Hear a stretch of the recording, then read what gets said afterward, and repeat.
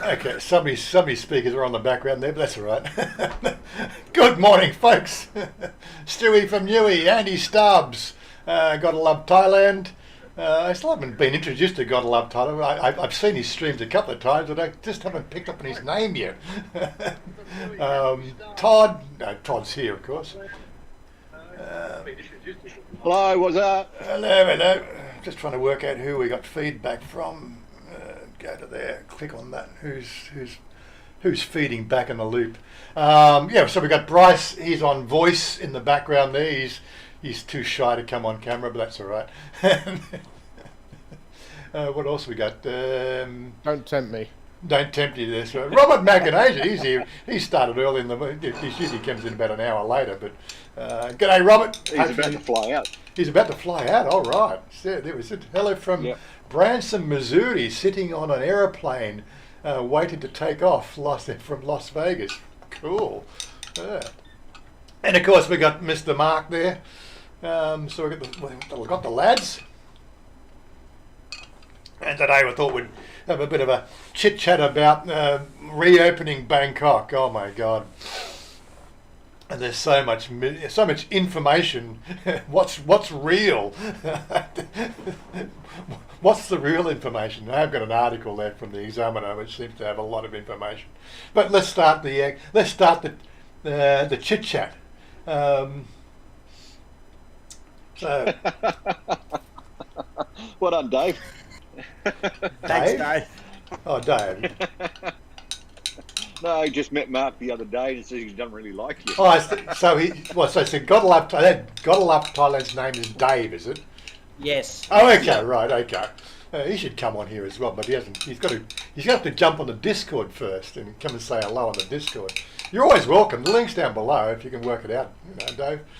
I know it's a technical challenge for these people over 60 years old, but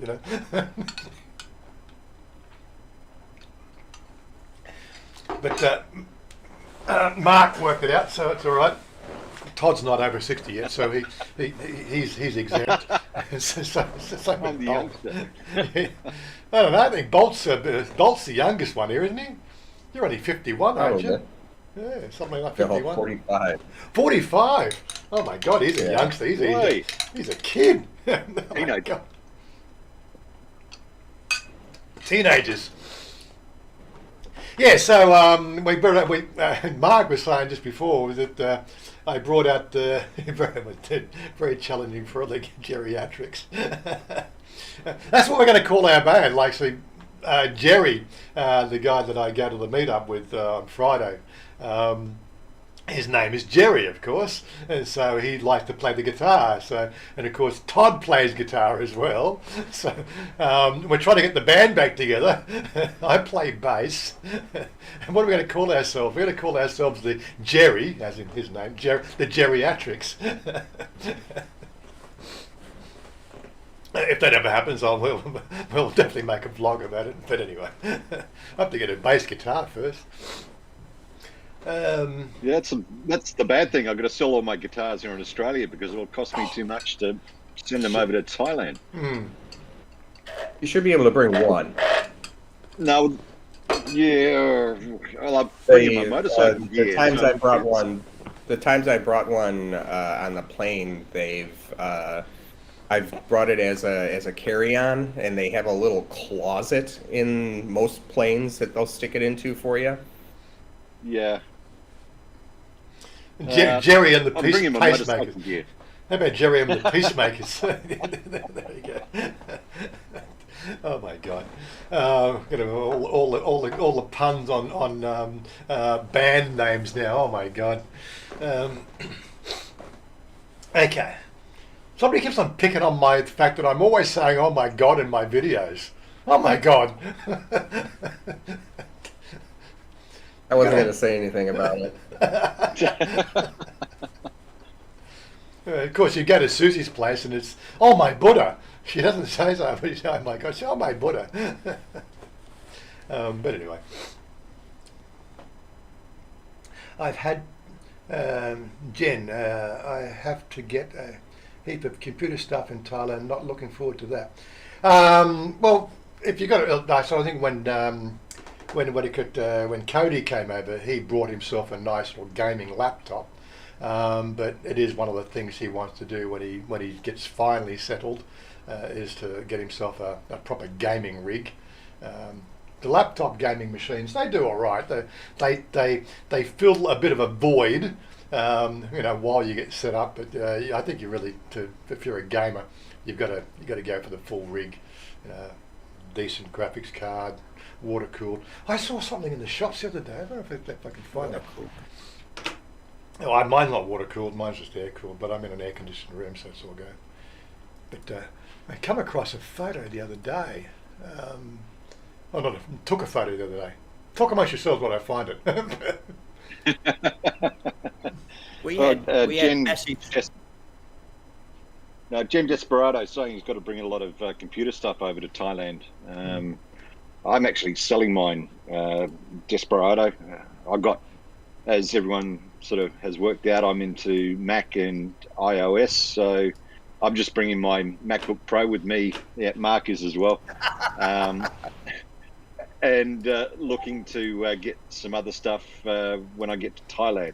I'm thinking that's probably the best thing. But if you've got your own setup and you like what you've got set up, that's probably the best thing for you. But with my musical instruments and everything, I was 50-50 what I bring over. But I'm going to be into motorbike riding more so than music to start off with. And being a left-hander, I don't know how easy it is to find left-handed guitars in Thailand, but we'll have to wait and see.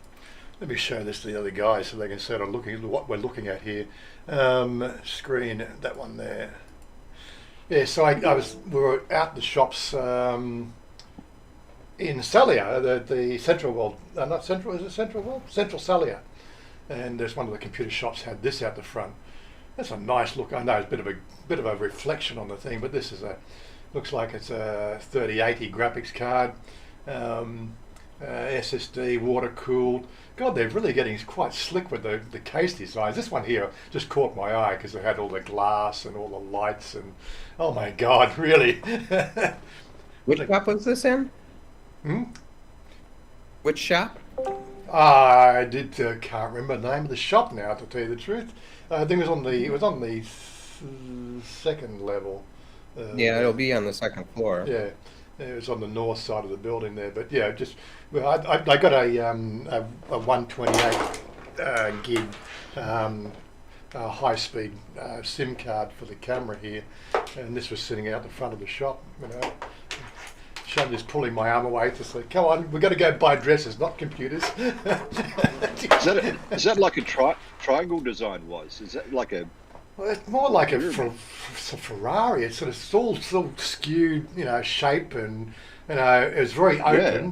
There was where that glass is. There was a good inch gap behind there for the air to go through the case as well. It was very, very much of an open plan design. It just caught my eye, and I'm going, that looks really cool for a computer case. Oh my God. Anyway, we're not talking about computer cases. That's what it is. We're talking about bringing rigs over. So, yeah, build something over here is my suggestion. I think the pricings are fairly reasonable. You're always going to get it cheaper in America, but then of course you have to manhandle the stuff through customs, which will be a bit of a pain in the ass. So, yeah. Don't talk to me about computers, Jen Desperado. I know nothing. I plug them in and I type. And I've got a brand new MacBook Pro, and I'm happy with it. And what's inside of it, I got no idea. Lots of ones and zeros. So you can always see if it's worth shipping it. Oh, we've got Stephen's joined us. We've got Stephen Mark. Sean Marks has joined us as well. He's got his camera on. He's just waiting for him to turn your camera sideways. So just readjust it. Turn my camera sideways? Yeah, you're the odd man out. There we go. That looks better. There you go. That looks better. And you both are. Thanks very much. Couple of fucking marks up there. I'm actually shopping for a trip for the end of the year. Oh, yeah? Can't decide if I want Can't decide if I want refundable in a good location or not, or a bad location, or non-refundable in a good location. So like, okay, here's a shout out. So that we got 5 on screen. We need another 4 people come and join because we've got to get the shot of the 3x3, the Brady Bunch. We're going to do the Brady Bunch. We Have went you on got the before. music ready, was it? No, I don't have the music ready. No. He wants to get the Brady Bunch up on screen. Oh my god! It's my goal. It's my goal. Well, we've got Bryce here, so we only really have 3 more. But yeah. But anyway, so yesterday? So I have got a video I'll put out. I'll put it out under the Bangkok Insider brand on the channel, so it's different from our daily or weekly vlogs with Chanya. But we went to Susie's place last night, and Todd and Paul joined us there on the Discord. Who else was there? There was Jim from Sydney. Yep. So we had 3 people virtually attending Susie's place, but we had a pretty good turnout last night. There was a few paper cups with some brown water in it, but mostly it's a drinking soft drink. I don't know what that brown water was. That tea, iced tea? I don't know. Yeah, Something like iced that. tea. It had a sort of a bit of a weird bubbly frothy thing. I think tea does that, doesn't it?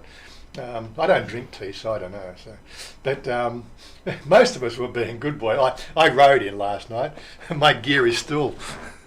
Oh no, it's actually dried out now. Gloves are dried out. But it rained towards the afternoon, and I'm watching the rain viewer, looking for a pocket of dryness to go across west because it was coming in from the east. I left at 7:30 because there was a pocket, but for some reason when the rain pocket or the dry pocket got over Bangkok, it was moving in. I started riding out, got to the river, and it started raining again. So I thought, what's going on here? But what happened was that pocket of still air just decided to stick there, over Bangkok. So I had to ride. I rode into the storm. So I got. I thought for sure you would have driven. No, I tried to get parking in Bangkok. It's impossible. But at least with the motorcycle, it's easy to find a spot there. But the girls in Soi 7 thought it was quite novel, and all the tattoo not tattoo, but the massage girls in Soi 7/1. Not only did they accost you when you walk up the street, they actually block the street when you're on the bike too, and accost you on the bike. I thought, how novel is that? God, they're desperate. They really are. But we had a good night, so we got there at 4:00, and I think at the peak we probably had 9 or 10 people there at Susie's place. So Susie was absolutely overjoyed to see us. She was really having I don't know how she manages to keep that place afloat, with the with everything being locked down. But hey, she's managing there. She's there. She's looking forward to the opening in a couple of weeks. Was it what are we? 22nd. So it's only 8 days away. 8 days. Yeah. Yep. 8 days. I have got an article here, so to cover off what's going on here. But again, the information is so sketchy. It's just where are we? Sort of live stream suggestions. We've got this one here. Open that. Let's bring this over into view and bring you guys on top of it again. Yeah, so the Thai Examiner, I better share it with you guys too so you know what we're talking about.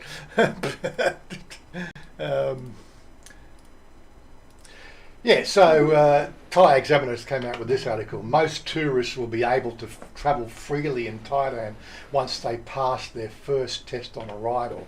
So this seems like it's going to be something that's mandatory. Like they've got 46 countries supposedly that are getting the green light, and whether that is real or not is still, like supposedly Richard Burrow said it was gazetted yesterday, but again, trying to get a confirmation. We don't read Thai, so we really don't know whether that's happened or that's just a hopeful, wishful thinking. But aside from that, 46 countries have been selected as arrival, allowing to come through without quarantine. But what they're sort of saying, they will have to book one night. From what I can say, details emerging on November the 1st, reopening are encouraging and appear to show determination by the Thai Prime Minister to make the plan work for incoming foreign tourists by eliminating complications and bottlenecks. It has emerged that I should make this a bit bigger for everybody to read. It has emerged that the thousands of travellers from 46 countries across the world who are expected to arrive, blah blah blah. Traveller promotions called the Travel and Go. This will mean bypassing complicated and demanding sandbox programs, which will now only apply to visitors from second and third tier bases that the Tourism Authority of Thailand has labelled living in the blue zone and happy quarantine. All the spin doctors are out. What are you? But this is you on your bike, is it, Bryce? Oh my God. Yes, mate. Is it distracting? No. I just saw the motorcycle, like rabbit, squirrel, wombat, wombat. Come on, we're bike riders. Come on, you know what we're like. Motorcycle, what? Happy quarantine. Spin doctors living in the blue zone. Happy quarantine. Travel and go. Oh my God. The Thai government has various agencies, but so what I'm reading is the fact that there's, they've reduced the 100,000 insurance for COVID-19 medical treatment to 50,000, which is obviously something positive. I don't know if it's going to change the policy prices. If you've been out, if you bounced out of Thailand and been out less than 21 days, you can come in without the mandatory one-day quarantine. For basically everybody who's arriving, the way I'm reading it all, everybody who comes in, right, has to go through and do a COVID-19 PCR test. So that's not an antigen test; it's a PCR test where they shove the thing in your brain, and then they go and sort of do a sort of genetic sampling of your whatever, and they look for the telltale signs. But you have, from what I understand, that requires you to book one night in these places that do this testing. So the negative COVID-19 test also must have taken place no more than 72,000 before the flight, while the travel fully vaccinated status or second vaccine shot must have 14 days before the trip. Passengers are also required to bring with them proof and evidence of their vaccination status. The insurance cover required for travellers has been reduced from $100,000 to $50,000 US. It has not yet been clarified, but previously this insurance requirement extended to COVID-19 cover. And of course my video from this week, they're talking about the OA visa thing here. They're bumping that price up for the OA people, but just talking with people around the streets and through the expat community, the issue I've got with it, I don't have the issue with the insurance. I've got an issue with the fact that why just OA? We're all human beings. If it's an insurance policy that's required to give you a peace of mind living in Thailand or being in Thailand, why isn't it introduced to every expat? Business visas, O-level visas, education visas, the whole lot. It should be across the board. But as Todd said this morning, it's because of the fact that we've already got the OA one in place and it's legislated. All they need to do with that one is just increase the cover. I don't have to deal with it until for another 8 months, 9 months. I think they'll email me the policy update probably, I think it's July next year. So hopefully things will be under control by then. I really sort of don't know how people at this point in time are dealing with the miscommunication or the varied comment communications that are going on, because it's still really not sort of stabilised. I think one of the channel followers, Anne, was sort of saying that a couple of countries have already got it on their website that if you're coming for the OA visa, you won't be accepted unless, of course, you've got the $100,000 US coverage. And it's all plastered all over their website. And that was before it was gazetted. It's like, oh my God, can we just have some sort of normality with this thing? But it doesn't seem like it's going to be a situation. This is Thailand, as we say. Just going back to the cover, it was published in the Robert Graves, published in the Gazette yesterday, and they can only travel to 17 blue zone provinces, restaurants open but no alcohol services, which is one of the things I want to really sort of highlight. They want to restart this tourism industry on the pretext that people come to Thailand to see temples. Well, that's the way I always, the meme that I always try to portray is, do they really come to Thailand to see the temples? I'm pretty sure they come to Thailand for a nightlife and to be able to go shopping and do a whole lot of other stuff, right? And be able to freely travel around and see things and see relatives and get the idea. It won't work until they open the nightlife. That's the bottom line. But again, I read yesterday the fact that there's a couple of the big wigs, in whatever controls this shit, so saying, yeah, it looks like they're pushing to get the bars and clubs open in Pattaya, but Bangkok will be excluded. What, really?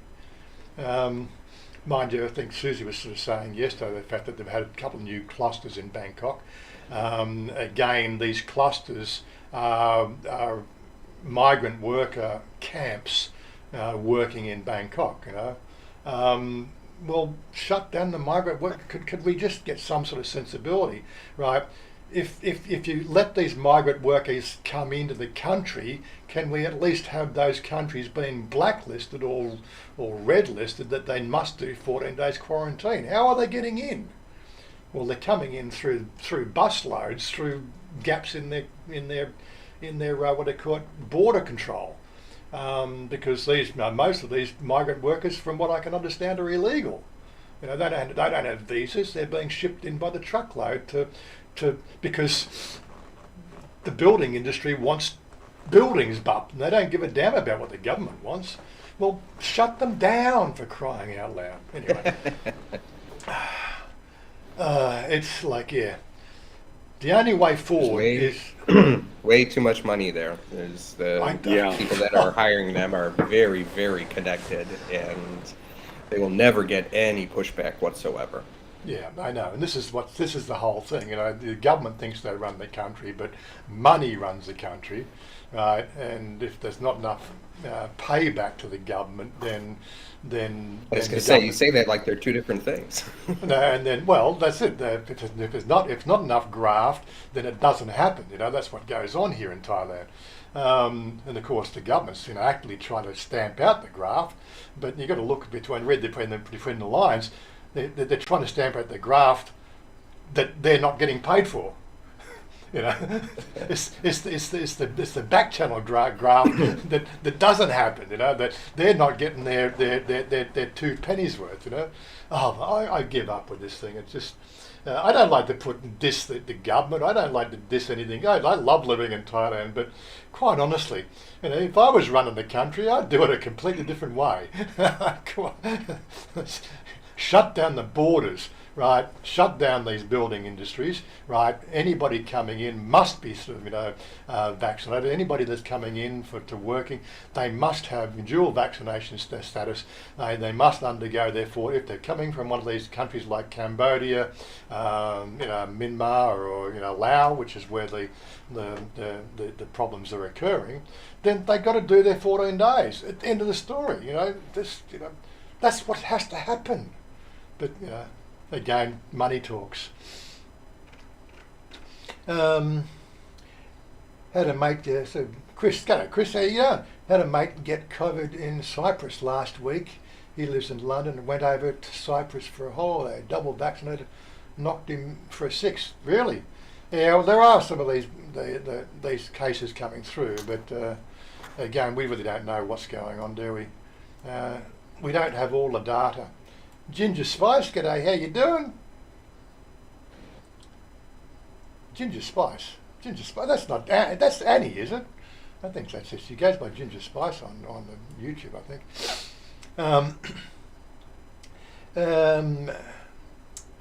He said it was really bad. Breathing was at night was, yeah, I can imagine. And just wrote that he's got a house here in Sally. Oh yes, I've not been here for 2 years now. I hope it's still working order. Have you? Do you ride a bike, Jen? When are you going to get over here and join our gang? What's our gang name again? The Wiley Wombats. The Wombats. The Wiley Wombat Riders. Yeah, we eat roots. Eat root and sleep. Eat roots, shoots and leaves. Roots, leaves. I shouldn't say things like that. We're all good boys.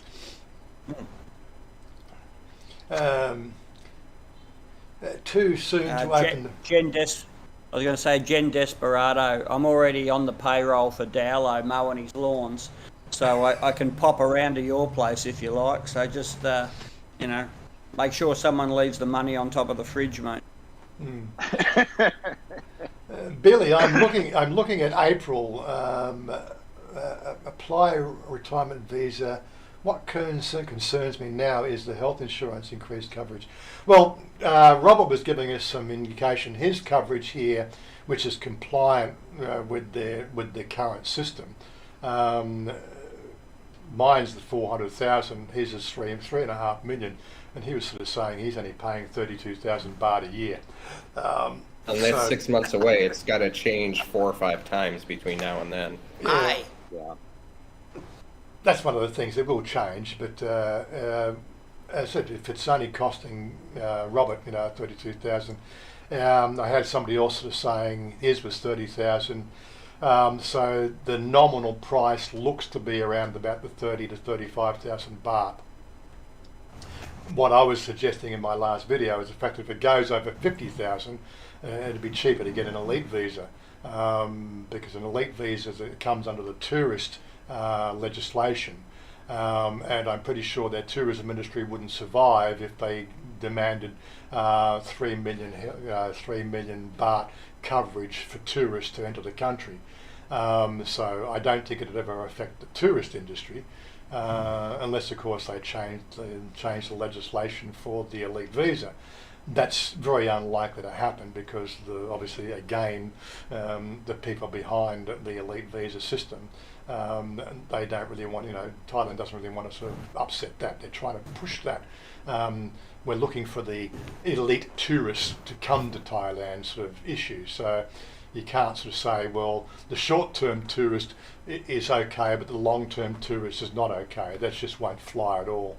But as I said, a 20-year, long stay tourist visa is definitely sort of, $1 million baht, and that works out 50,000 baht a year. So if the health insurance goes over 50,000 baht a year, well, the elite visa looks like an option.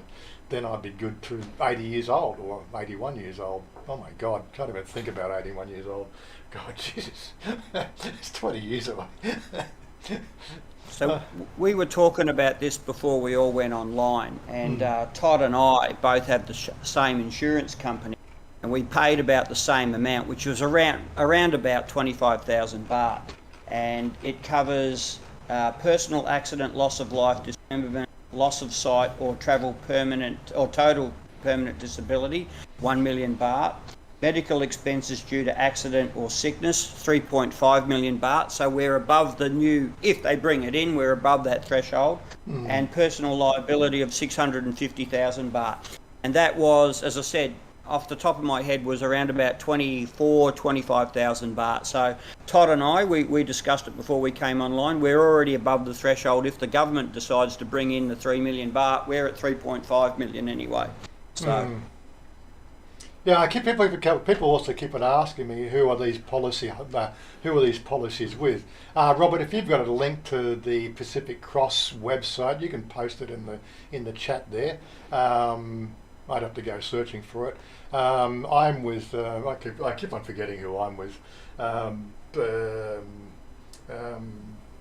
It'll come to me when I'm thinking of something else.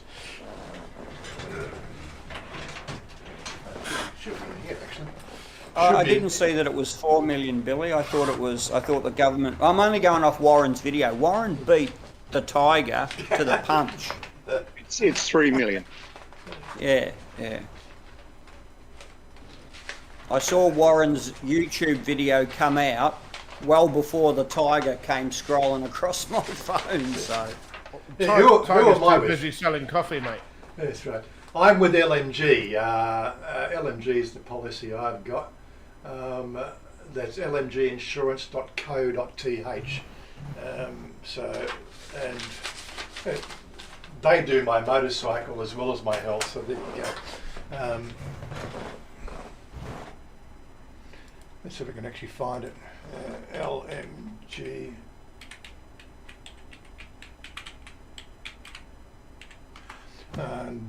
.th.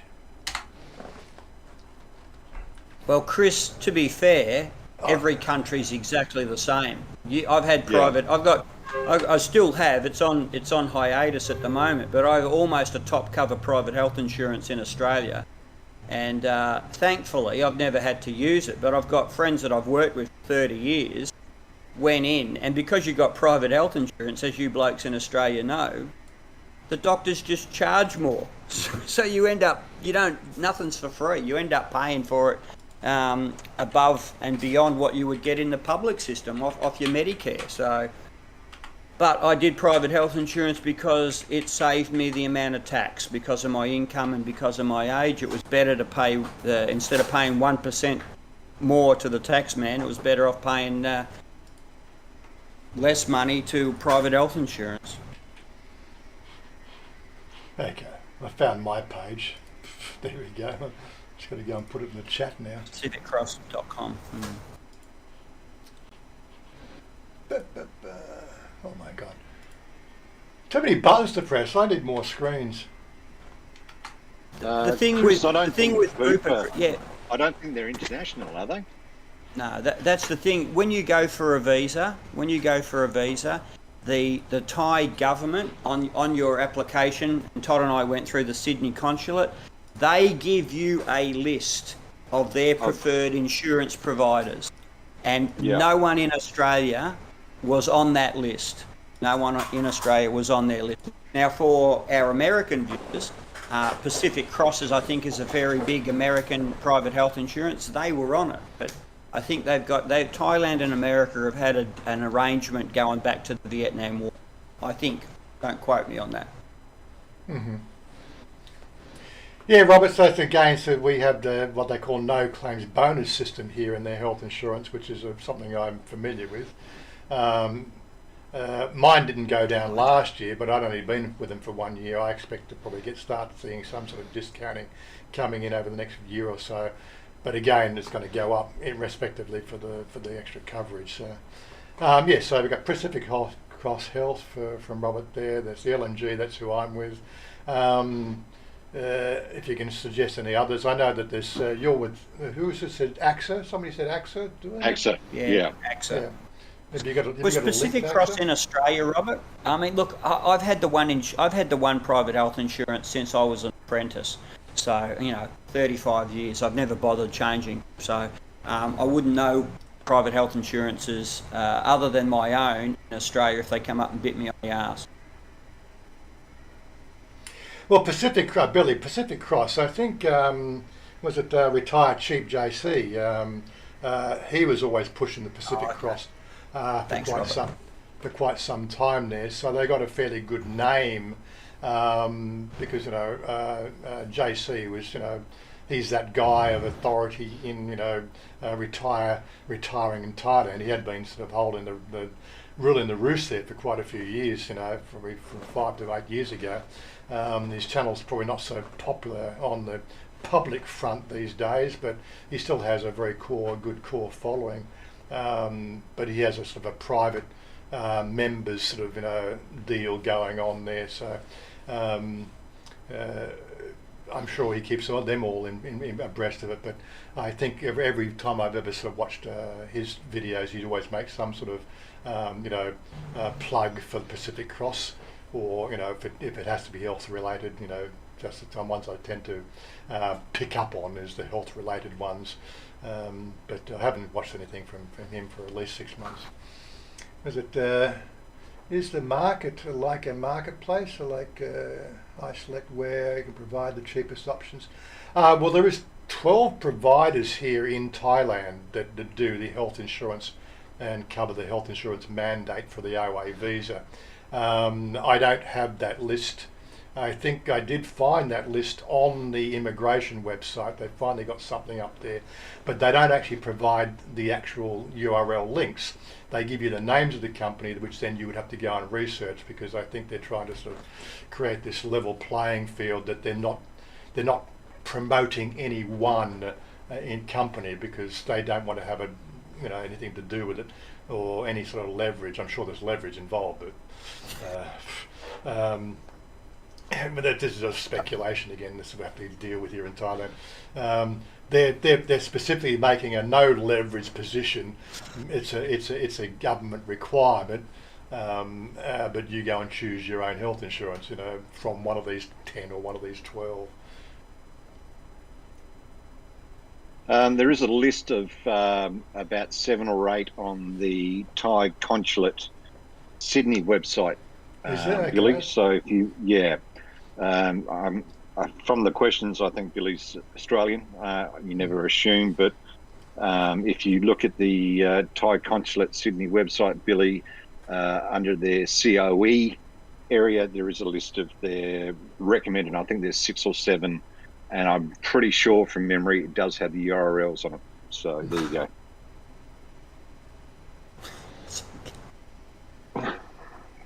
Well, self-insurance is obviously any people outside the OA visa now. That's an option. The OA visa holders are no longer allowed to self-insure. But in my case, my policy is a 100,000 baht excess, which lowers the premium. And so effectively I'm sort of saying that I won't make a claim unless of course it goes over 100,000, which obviously lowers the premium. You get the idea. Australia should introduce something like that as well, but they don't have it.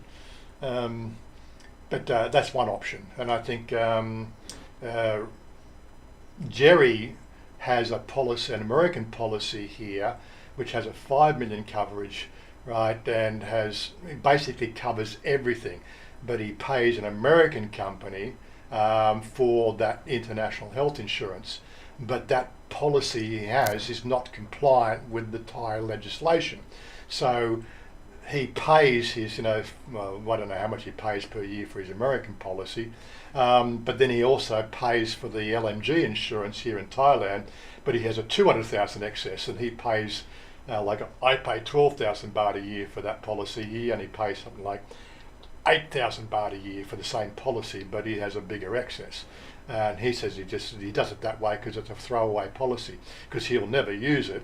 It's a compliance thing that he's doing there, so that he's compliant with the visa requirements for his OA visa. If he's going to make a claim, he'll use his American company to pay the bills. Now, there's a few other things around there that I've heard in the traps as well, which is a bit, again, you only hear negativities. I've heard that sort of some of these, international policies, what's happening is the fact that you'll go to hospital, you'll get treated in hospital, but you can't leave the hospital until you pay, which means you've got to front up with the, like if you've, in my case, I had, a couple of years ago, I had the kidney stone issue, right? Now, although I wasn't worried about it, it was only 92,000 baht. They wouldn't have let me out unless, of course, I paid the bill, right? And they would have kept on charging me per day until I paid the bill. Get the idea? So that it's like enforced incarceration until you pay the bill. If you had anything more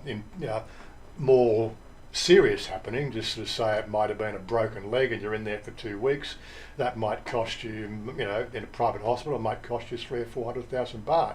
I think it was working out, there was about 30,000 baht a day. Was your what they call outpatient care, where you're actually in the thing while you're recovering until you can get on crutches and walk out. Well, that might cost you 300,000 baht. You wouldn't be allowed to leave unless, of course, you pay. And you said, but I've got health insurance, here's my health insurance. They said, not acceptable. Whereas these Thai policies, and it's part of the government mandate, the fact that you show on the policy and they will just let you out and they'll deal with it through the health insurance company. It's a real can of worms. So self-insurance is one of those real issues that presents itself. Be prepared for a hospital bill, right, and then having to do a lot of work to get reimbursed, no matter who you're with. And I think you always play that cautionary sort of side of it. You won't have a problem. It's not like going to a public hospital here. Like, there's plenty of public hospitals around here, but I don't think a foreigner would really want to deal with a public hospital. I've been to them a couple of times. I think when I went to get my license renewal, you need a medical certificate.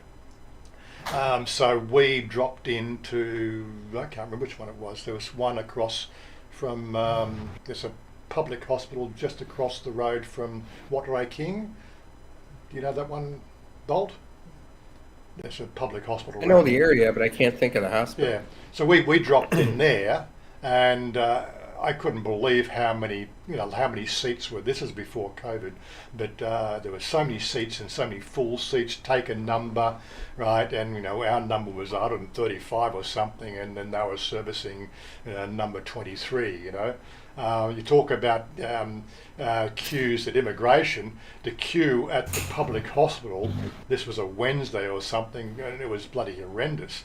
And all we wanted to do was go in and get a health insurance, not health insurance, a health certificate, which is, they're going to check your blood supply, they're going to look at your eyes and say, you're healthy, you're good enough to go and get a license. We would have been there 8 or 9 hours just to get that certificate. So we just sort of said, we just walked out, went to a local, what they call a local clinic just down the road in Omyai. Little clinics, yeah, they'll do it for you. Mm-hmm. Yeah, 85 baht, done.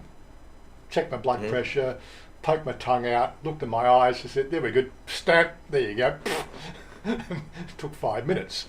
So public hospitals are a bit of an iffy situation from what I've sort of seen, but as I said, we've been taking with Mother's little ailments she's been having for the last few weeks. She goes to the public hospital because for Thai people it's free. I believe it's free. Is that right? It's public health for Thais is free? 30 It's a baht. tiny copay. Oh, is it a tiny copay? It's like only a couple of $100 baht or something. I think it's 30 baht. 30 baht, is it? Yeah, I think you're right. think so. I think it's God, less than 100. Yeah. But that's why Thais use it, and that's why Thai public hospitals are always full. We quite often talk about this issue with when Kevin had the cancer here a couple of years ago. Now he went, like that cost him a couple of million baht for his health insurance. Not health insurance, but his health cover for getting in and out of the hospital with his, with the, what do you call it, what's that treatment they give you? The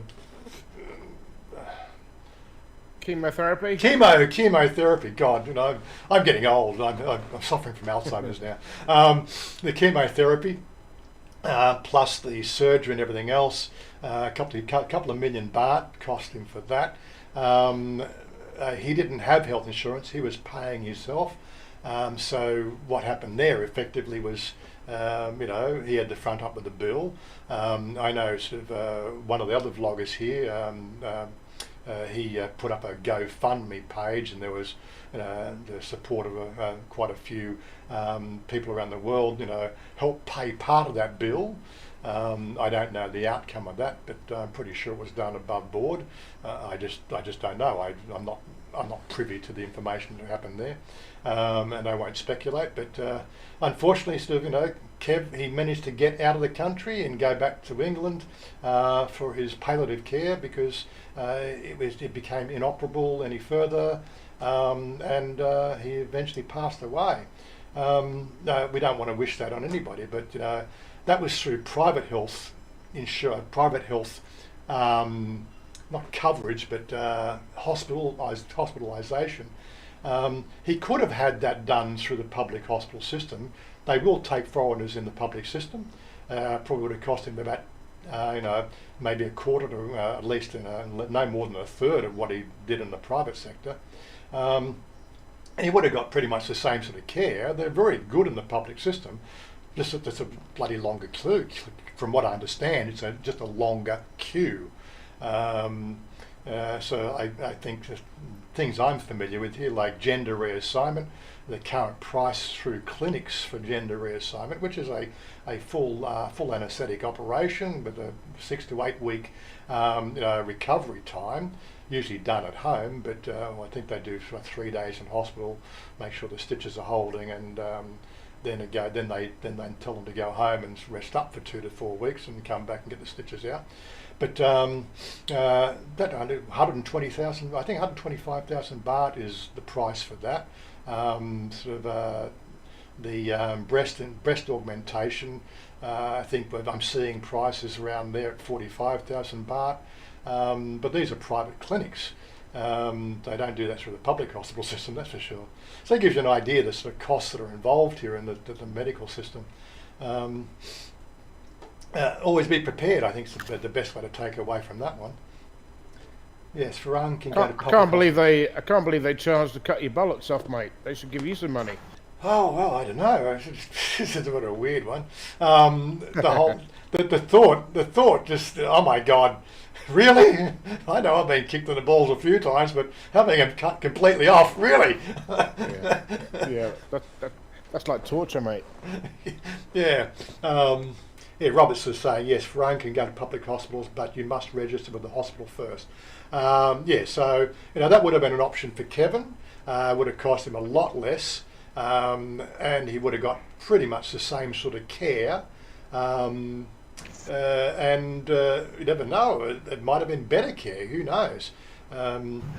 Kevin's problem is he left it too late. I'm not sort of trying to diss anything about Kevin. Kevin was a great bloke. What are you doing there, Mark? I've just shown. So Billy said, what's the sort of list of hospitals? So that whole page is lists of hospitals for Rayong province, right? Oh yeah. Goes over the page a little bit. You've got your choice, man. There's a whole booklet here on all the hospitals for all the different regions that AXA is accepted. So. Heaps of hospitals, mate. Don't put that out of your mind.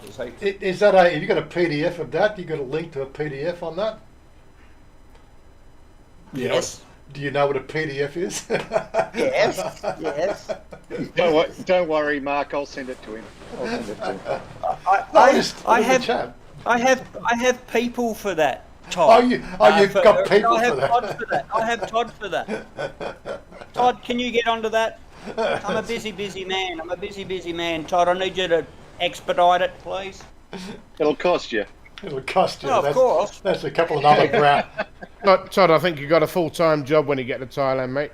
You're going to be Mark's secretary. Yeah. Yeah, that's going to cost you a few, what they're called, brown tea liquid coloured things in paper cups, isn't it? Yellow Thai waters. Yellow Thai waters or brown frothy tea, in a paper Yellow cup. snow.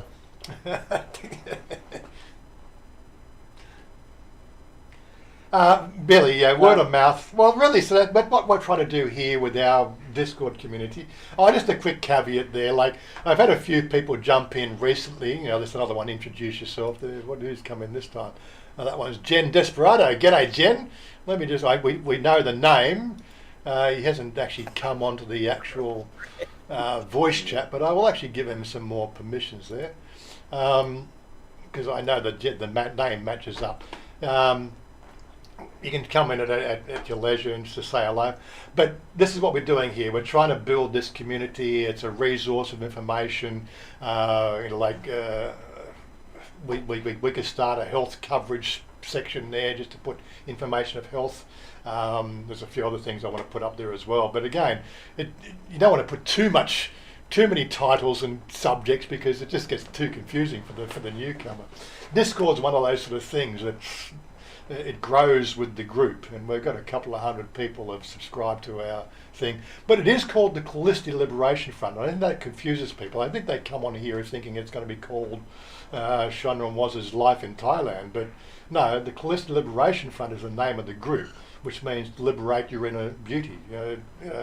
It's it's just one of those sort of things. It's a mind freak. So it's a penord. For me, Billy, I joined groups like Warren, and you're halfway there.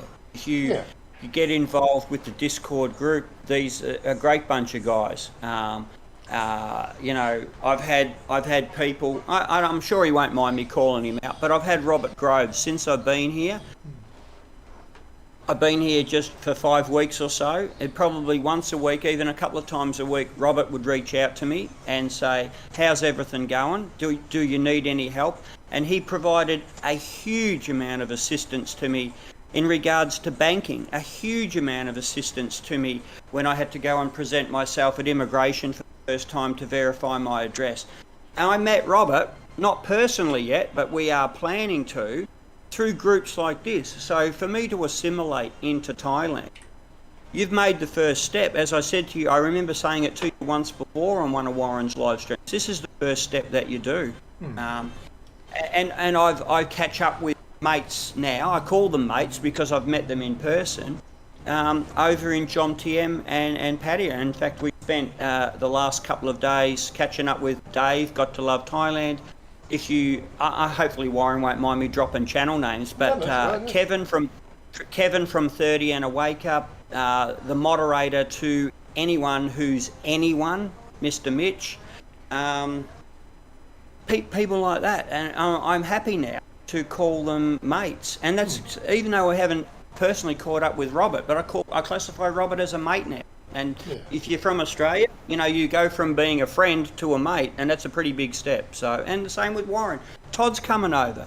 I've got the bloke upstairs there, haven't met, but he's a good guy. And the bloke over in the corner, and this bloke here, where is he? There.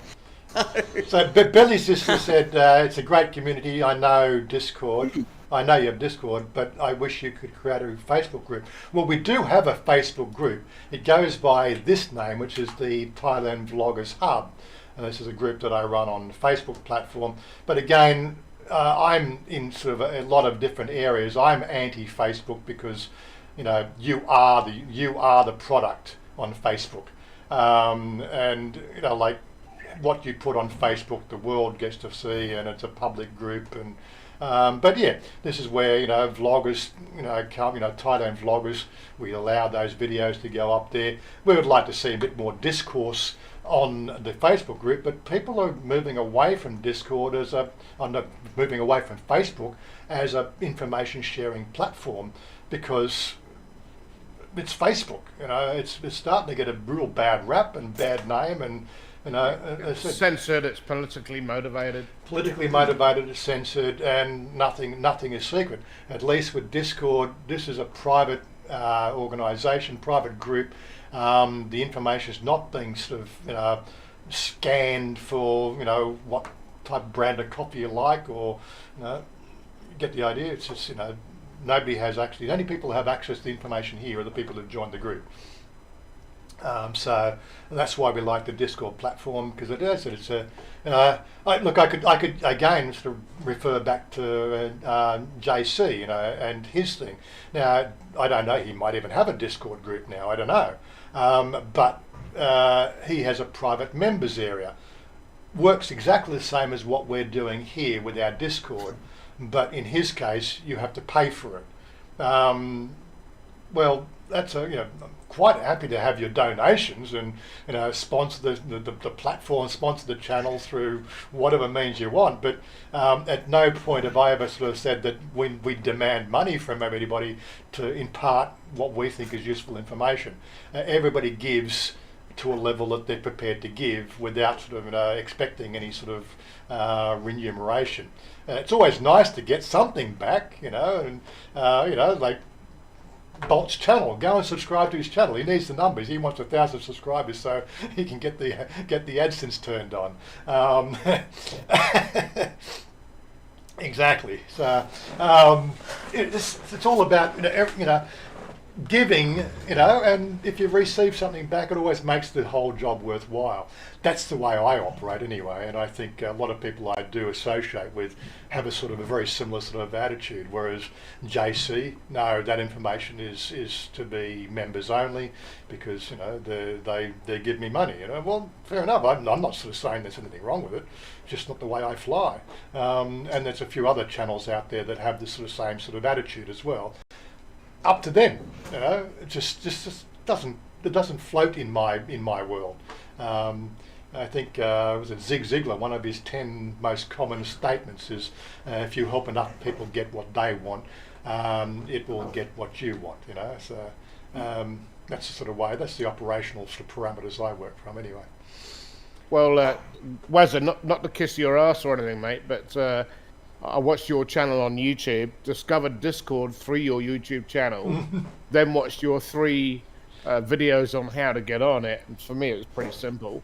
Yeah. So, you did me a big service, and the other guys on here, I don't know how you discovered Discord, but, Wazza, your tutorials on how to do it were extremely helpful. I'm having a blast, so thanks very much. Yeah, I think there's still an education.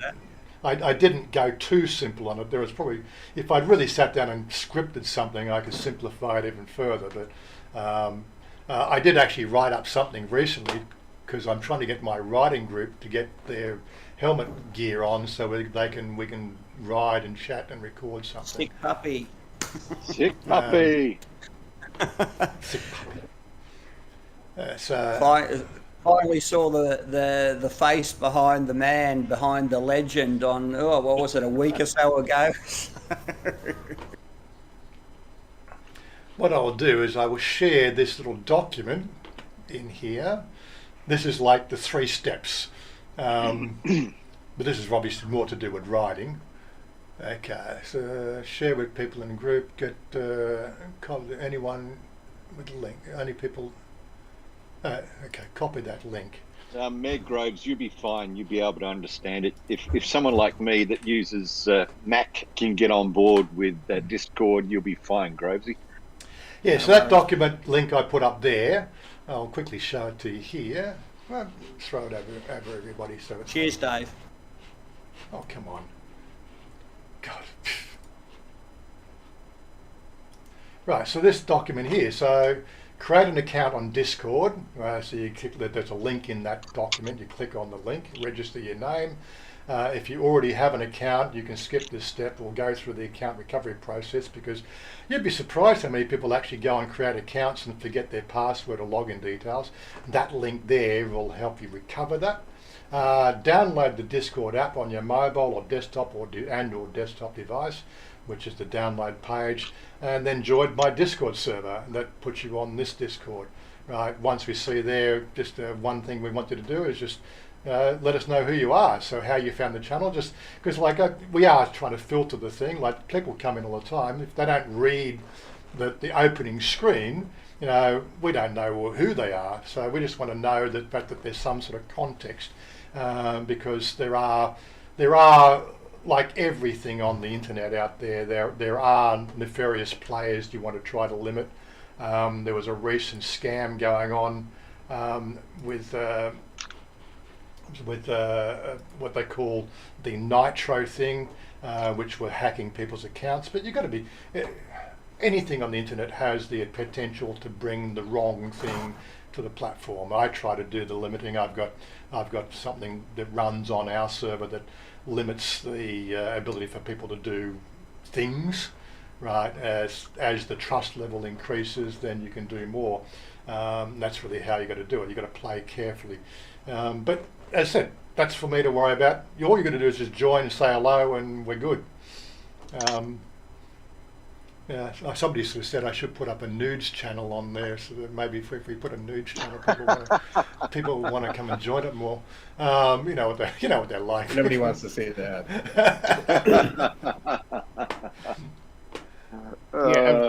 for those people on YouTube, there's a lot of conversations that go on Discord that are not on YouTube. There's a lot of great information out there. There's a lot of very frank speaking, which you probably can't get away with on YouTube. So if you want to get on Discord, when this conversation between us all finishes tonight, it may go on for hours afterwards on Discord. It certainly started before the YouTube broadcast, and there's some great information. These people are really good people, and for me, a person in America wanting to move to Thailand, it's been invaluable. And there's only so much you can say on YouTube. So pick it up. Here's another plug. Don't forget the Odyssey platform. Now, of course, I'm just syncing my YouTube into Odyssey, which services me. But if I wanted to do something that was considering, if I wanted to do a video that really didn't comply with the terms and conditions we have to follow with YouTube, I could directly upload to Odyssey here. So I would also suggest people, get onto Odyssey. There's a join link down in the description below.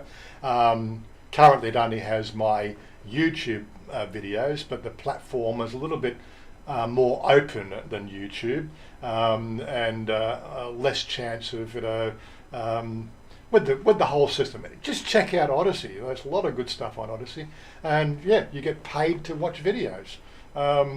What a novel idea! You don't get ads, you get paid. Who come up with that idea?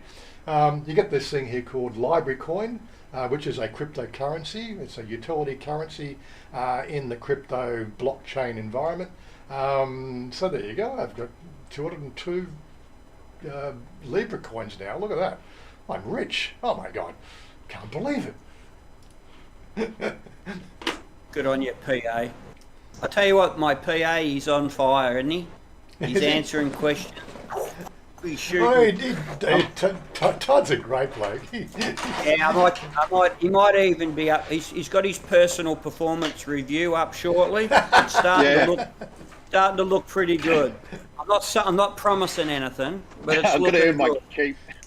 Well, it's been on a downward spiral, but now, like my cryptocurrency, it looks like it might be on the way up. Well, I got to earn my keep. I got to come down. Well, I've still got your international driver's license, mate. So you got to be nice to me as well. Well, that's true. That's true. Yeah, that's true. That's true. But Discord for me, it's like hanging around in an Aussie pub. Like Bryce said, you're free to talk whatever you like without the constraints of Big Brother sitting over your shoulder saying you can't do it.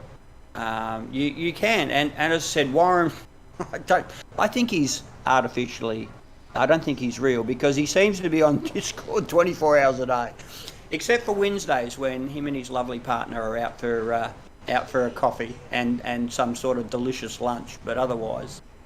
Yeah, that really got. I was really annoyed. That was a nice little restaurant we went to last Wednesday. Got home.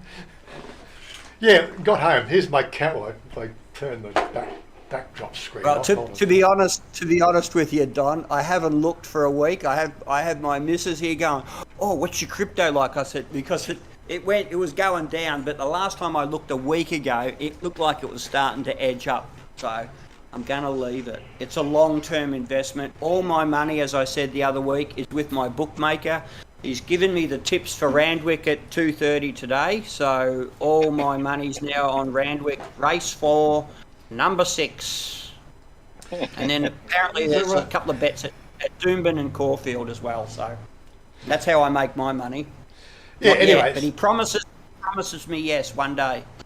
So anyway, just a quick update. The problem with last Wednesday's video was this thing here wasn't. It was like it was there. It wasn't actually plugged all the way in.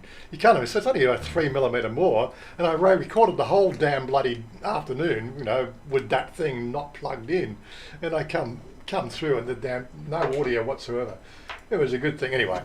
The challenge of being a vlogger here, you just got to look at everything. My God, we can't win. Well, that little Sony does a great job, mate. It's a good little camera.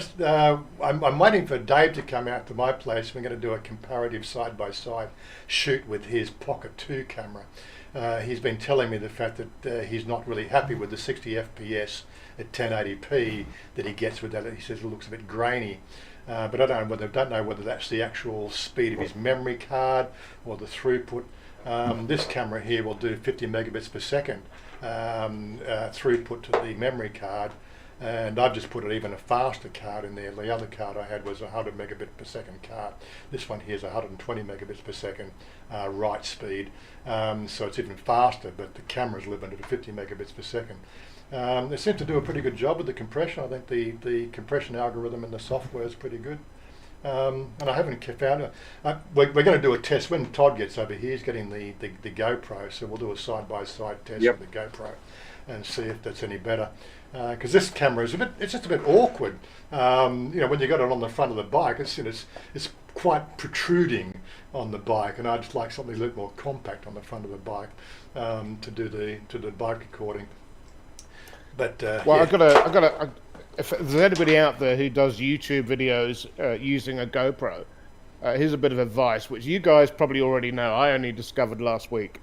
But you can use your GoPro. I've got a GoPro Hero 7, and I record in 1080p. And I uploaded my first video to YouTube, and the quality was pretty crap. And then after a lot of digging around, what you do is you record your video in 1080p, but you upscale it and upload it at 1440 or 2.7K. And what that does, there's a different codec. There's a different compression codec on YouTube. So it's hard to explain, but if you film in 1080p, you have to upload it in at least 1440p, and YouTube automatically gives you another codec which increases the quality by about 50%. So you can make all your YouTube videos using 1080p, but if you upload it at an upscaled higher resolution, the quality is amazing. Did you know that, Warren? Well, there's a few ways. I'm not getting off the main subject, but there's a few things you can do. In my case, I record the raw footage is done at 50 megabits per second, which is what people think of. Look, they think of video as being image size, but it's not image size. It's actually how much data is being transmitted in that bit rate. Now, when I do my editing, I record the final product is actually output at 8,000 megabits per second, which is the compression algorithm using MP4. I'm using an MP4 codec as opposed to an AVI codec, so I'm using a proper, the proper latest, was it M264 or what do they call it, a special number that they got. And I record the audio at 192 megabits per, 192 kilobits per second.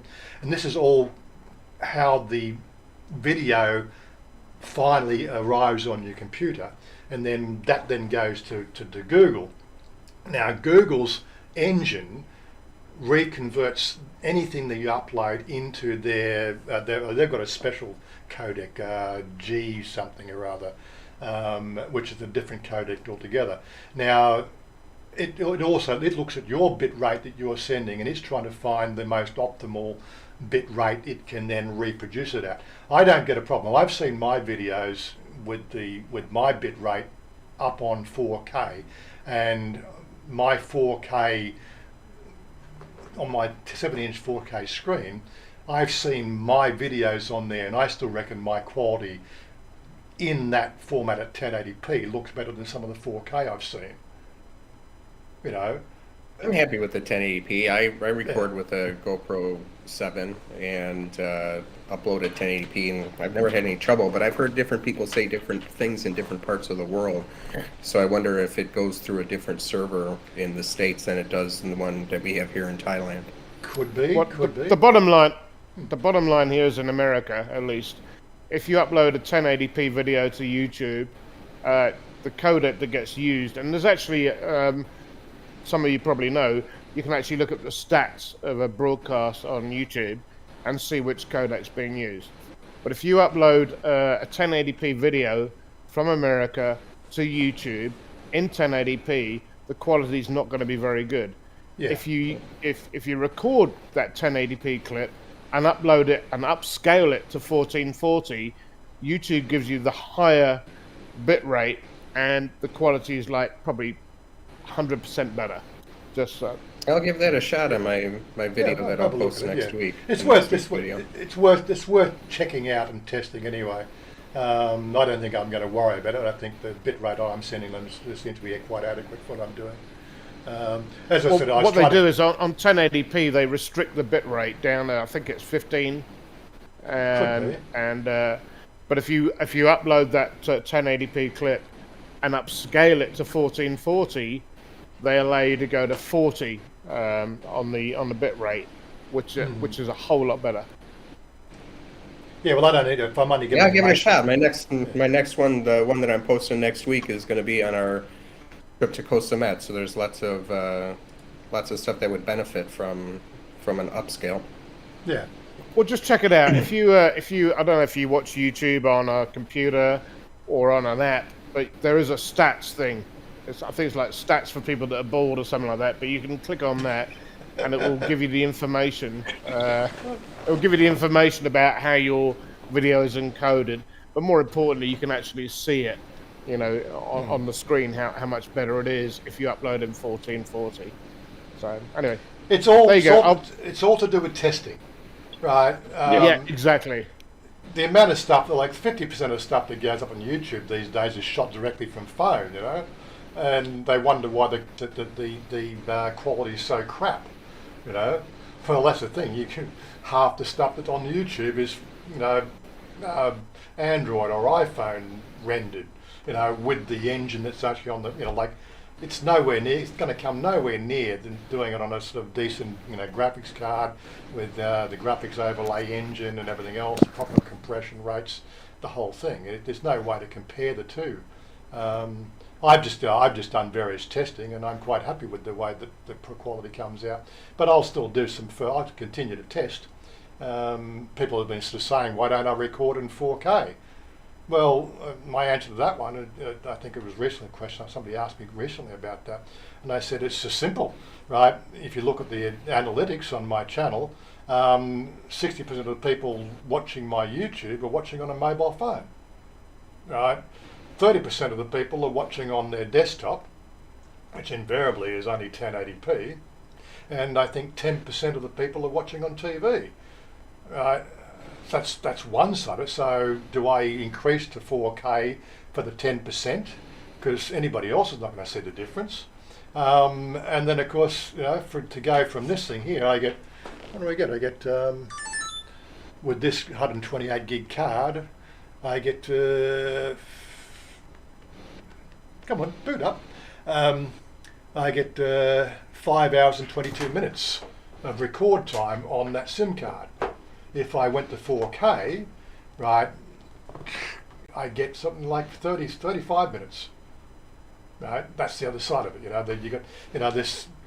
Then of course editing, the compression, the disk space, and everything Rendering, else. yeah. And the rendering time. You get seriously.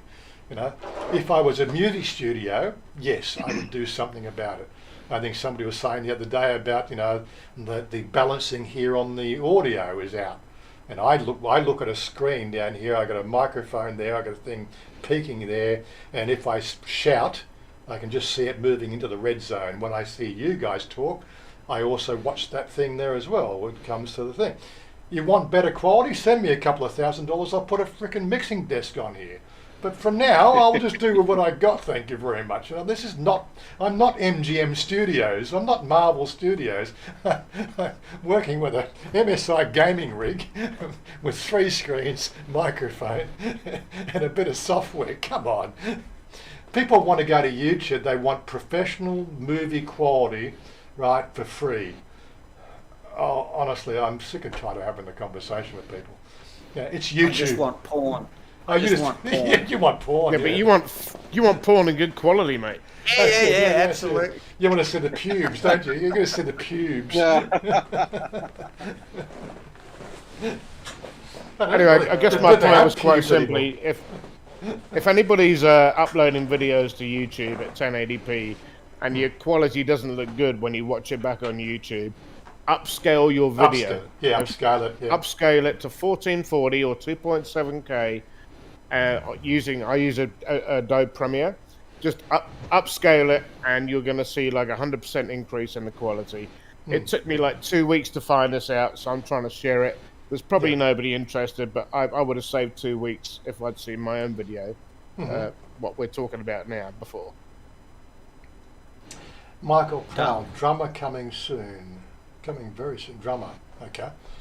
Drummer, you're going to join our band, are you? You're going to join the geriatrics. Awesome. Awesome. Where are you I can from, play Michael? the didgeridoo. So can I. No, I can't really. I play those. What was that stick when we used to nail all the? Oh yeah. on and shake it up?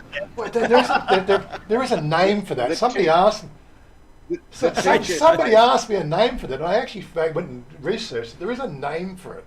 But I can't remember. Yeah, all the stubby tops, and you'd nail them on there, and you'd shake it up and down. I was good at that. And I can play a 50mm electrical conduit. Yeah. Yeah, I actually can play As long as you don't bring didgeridoo. your recorder along. Yeah. Don't bring a recorder. The triangle, yeah. Ding. I learnt the circle No. breathing, which is not really circle breathing. It's just a way of what they call because you can't breathe out while you breathe in. The circular breathing. It's a really wrong term, but I learnt the technique of what they call mouth breathing, long ago. And if I had a decent piece of wood, I'd show you. But unfortunately, they're too big to bring on a plane, and I really don't want to ship one over. But one of these days, I'm sure somebody will send me a decent didgeridoo. And No talent here, Jen Desperado. No talent. I'll give you a rendition on a didge with him playing the stick and him playing the guitar. We'll get something going. Yeah. Oh, sorry to hear that, Don. It'll probably only ever be done on Discord. We're not going to put it out live into the world. Oh my God. We'll do a private jam sessions on Discord. Yeah. I have trouble playing myself. I reckon that too, Andy. I was pretty good. I was pretty good on the 50mm electrical conduit. Yeah. Was it Various lengths. It always reminds me of a joke. Now this will come back, and somebody's going to record this, and they'll replay this on some sort of scam channel. I came this close to a head job last night. Couldn't quite reach. That's it. We just lost somebody. Yeah. Sure. He's gone. Bob, he's just turned his Bob's camera. gone. He's probably having trouble with his Okay. camera back on and off, pressing the wrong buttons. He had to get some tissues. Had to get some tissues. This stream is gradually degrading into a boys' night out. Oh my God! I shouldn't have these boys' How long night out. We've got 40 minutes. Yeah, can we get through 40 minutes? without the innuendo. Getting back to the whole Bangkok reopening. But really, it's going to be one of those difficult situations where, unless of course they do open the bars and clubs here, they've got absolutely no chance of kicking this thing off. And I think they're starting to come to the realisation the data should already show this is the issue that they need to be facing, because they keep on banding around these lovely sort of sandbox data, but the sandbox data they're giving is giving great big numbers, but they flatly refuse to compare those numbers with pre-COVID numbers. And what we're sort of seeing, the numbers reflectively to show when you go and do the research from a few years ago, what would happen in Phuket is you're seeing about maybe 3% of tourism in the sandboxes compared to what was in 2019.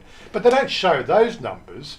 They just don't round the numbers to Ks and megs and things like that. You know, they give you, you know, we had 146,000 hours of tourism. God, just do the math on that. You know. But you know the alcohol ban or the curfew really only affects tourists, which I guess is what this is all about. I mean, everybody on my screen here, I believe, lives in Thailand or wants to live in Thailand or is moving to Thailand. So, you know, I'm in a lockdown here in El Paso, Texas, to a certain degree, and I certainly don't go out drinking my beer and then driving. So I stay home and drink. So for those people that live in Thailand, you can stock your fridge up with beer. You can have a few beers at home if that's what you want to do. And it's really not going to affect your lives. It's only affecting the tourists that want to come out and go to bars, get drunk, pick up a bar girl or whatever, and go home. So for the tourism side, yeah, I can see why this alcohol thing and the curfew affects it. But for the likes of those people that stay in Thailand long term, I don't think it's a problem. Yeah. I don't know, man. I gotta tell you, I mean, I miss being able to go to the restaurant across the street with one of my buddies and just have a beer with my meal. It's a real pain in the ass. Well, that's true, but that's actually, but what I'm saying, mate, is that that's going on here in America and in other countries too. You know, I mean, yeah, sure, I can go down to the local bar right now and have a few beers, but I choose not to because of the COVID thing. You know, that's my personal preference. Yeah, we've got 3 or 4. I was to say nighttime spots along Sai here that have been shut down for 6 months or longer. But the one you're talking about, Bolt, that's across from where you're living, that where the burger is, and there's that place at the back. How would that place be pre-COVID? Was it just sort of, you know, a night spot? Well, and it's a pretty big complex. It's a pretty big complex. It's got a lot of different restaurants and stuff, and there's only 2 or 3 places that serve alcohol, but you know, on the weekends it was hopping because we're so close to Mahidon. We're so close to the university. Yeah. So you know, it's a lot quieter now, but you know, people get creative with yeah. So I'm just thinking. Workarounds. I'm thinking when things do open. You know, so you're in Salio. I'm in here in, I don't know what we call it, Parami Saiha. It's not really a suburb. It's actually halfway between Omyai and Salio. It's right in the middle. So we've got the choice of both venues. But you know, so we've got a few bars along here, which you know look like have decent seating. You know, but I said I've never seen them running. But you know, when Todd gets here, we are looking like, apart from riding, we're probably looking for what can we do on a Saturday night? You know, go and hang out. You know, ogle some women. You know. Yeah, it's a decent place. I mean, you know, beers are cheap. There's actually a craft beer place there when things are normal, too, if that's your thing. Yeah, I mean, it's a nice place to chill out with friends and just hang out, and I don't have to worry about traveling anywhere. So yeah, that's nice for me. But we have to be careful. But you know, I can bring shut. Travel is so cheap here anyway. I mean, you know, it costs you the equivalent of $4 or $5 to get a taxi back home. Yeah. But right now, can you guys get a few beers in the fridge and invite friends around? Is that okay? Oh yeah. You can. Yeah, I mean, up until last month, technically you weren't supposed to have more than 5 people. I don't know how much they really paid attention to that, unless you were being rowdy and hassling the neighbors, then they'll call. But yeah, I think all that's gone now. But I don't know. I mean, unless you have a house, it's not really all that feasible because apartments are small here. It's just the way Thailand is. You know, if you have a house and you're doing a house party thing like that, yeah. But that not a lot of us have that option. See, my little moo barn here is basically young families. You know, which is one of the reasons why I changed my exhaust, because you know the exhaust previously was a bit on the loud side. You know, you got to warm your bike up, and you don't want the things sort of rattling the windows. You know, and of That's course enough of your sex life, mate. Hey, yeah, but you know, it's just, you know, once I'm out of the move on, it's all right. You know, I just did but you know, I was considering the fact that you know this is a family estate. They're middle class families. They're not low class families. You know, to buy one of these houses, you need to get the $4 million bank loan, and that doesn't happen with anybody. Because as I said, we've still got a few vacancies here where people have made a bid and an offer, but the banks won't guarantee the loans. Just as the way it goes here in Thailand. But yeah, most of them are filling out. There's one on the left, on the right-hand side here. They're finally starting to move in. We'd moved in, and we moved in basically 3 days. We were living here within 3 days of getting approved. They've been moving in for a month now, and there's still no furniture in the house. So that's a Thai speed I like to think of. But they seem like a nice couple. There's a mother and mum and dad with a teenage daughter, it looks like, living there. But not quite sure. She could be 20, 25 for all I know. I can't pick the age of a Thai girl anymore. They all look like teenagers. That was my excuse as well, mate. Yeah. Chanya's 37, doesn't look a day over 25. Oh my God! But that's what you get. That's one of the charming things about Thailand. The girls seem to hold their age. Niall's not here, but Niall likes dating the older ones. To get a date with Niall, you have to be over 40. From what I understand, anyway. He just doesn't want to deal with the antics of the 25-year-olds because they're a little bit loose and free and crazy and all that sort of shit. So, but he enjoys it. Yeah. Do most of you people? Well, I vary. I have a 50-50 diet, I think. I don't shop at Macro because Macro only the Macro we used to go to only took a Thailand Citibank credit or debit card, and I have Classicon, and they won't accept that, which meant for me to go into Macro to buy my food to save myself maybe 3% on the big C prices.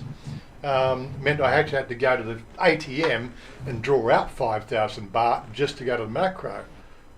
I've got to walk into Big C supermarket to draw money out to walk across the other side of the car park to go to Macro. Nah, can't be bothered. So we just buy, pay a few baht more at Big C, and they have all the same stuff. That's a macro issue with the credit cards, and I think it's annoying. When Macro start taking all credit cards or debit cards, especially Thai banks, then we may consider going to Macro. But until then, yeah, it's just as easy to go to Big C.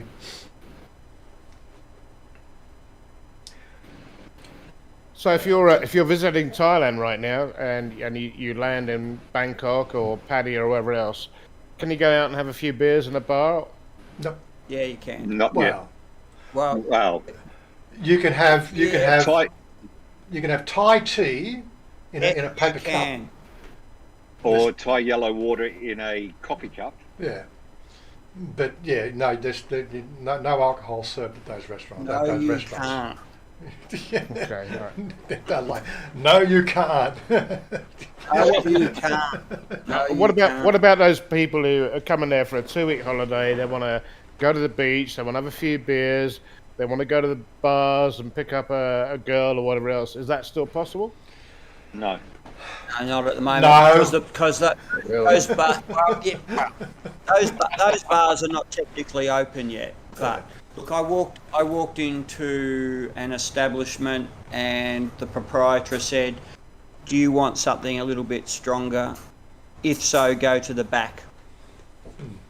Right. Well, they had 2 major busts in Bangkok in the last 7 days, and when I say major, they were major busts. And they also included tourists that were caught and tourists that were jailed. So if you are in Thailand and you're thinking of trying the brown tea or the yellow Thai water, you do it at your own risk. Yeah. So, yeah. So basically, Thailand's not open to tourists. Well, No. I was watching a live stream, and Sick Puppy, if he's still there, he can elaborate because he was in Phuket last week, and he's probably still there now. But Phuket, Bangla Road, looked like it was pre-COVID. It was pumping. It was girls who were looking for company, looking for a drink. So completely different to. Well, I spent the last couple of days in patio. I mean, the bars were open, but they were serving coffee. Right. So, not go-go bars. I'm talking regular bars where you sit down and enjoy other blokes' company. Have your missus with you. My missus. We had some meal. We had a few cokes. I went to the back. Okay, so here's The the research that I've done. go on. It is on the cards that it will open. 1st of November, they're saying. 1st of November. Yeah. So what's that? 8 days. But right now, this is the thing we were saying last night. Right now, I could have walked 150 yards down the street in Soi 7 Tat Nung, turned right on the main road, Sukhumvit there, walked up half a dozen shops, walked into 7-Eleven. I could have got myself a carry-out of whatever I wanted alcohol-wise. I could have walked all the way back to Susie's place and put them on the table and drank. So this is the stupidity of the whole thing, right? If there's an alcohol ban alcohol. This is my biggest complaint about the whole thing, right? There's a certain part of the population, we're talking probably about 2 million people in the tourist industry that would work and function around the nightlife aspect of Thailand. All these people are out of jobs, out of work, they have no money, they are destitute, they are broke, they're committing suicide because they can't even buy rice, they can't even buy the basic staples, and the government is doing absolutely nothing to protect that part of the population. This is what is the crazy part about it. I wouldn't complain so much, and I try to stay out of political issues, but quite honestly, give them some money so that they can actually put food on the table. How hard is that? But for some reason, it's that they don't care. And what do you do? They have a co-payment system, but from what I can gather from her indoors, it's basically first in best dressed. They allocate. Yep. I don't know, 10 million, 20 million people, and if you can download the app and you can get in there quickly, then it's a 50-50 split with lots and lots of different retailers, not just food. She's bought jeans and she's bought all sorts of things, but it's Just looking, we just jumping at a 10 to 20, 25% jump in the watches now. Must be 11:30. What's that? What time's that put it down to? I don't know why people are just suddenly jumping on. 10:35 here in Texas. Yeah, no, I have been thinking about what can we do. Do we have to move the program time slot? I say Saturday morning works well for me, but once we start socialising back in Bangkok, well, Friday nights are the nights we tend to go out on, and that means I've got to make my way back all out here again, and still wake up Saturday morning for a show. Maybe I'll either move it a couple of hours later or move it to Sunday. I don't know. This just works for me right now, but I'm thinking that things are going to have to change soon enough. Then again, we might just say... It depends who your audience is, mate. If it's in America, this is probably a good time right now. Yeah, I constantly get berated from my English subscribers that, they have to watch it, in the afternoon and they can't really interact and things like that because it's not live. And yeah, unfortunately, this is the way we have with a globe.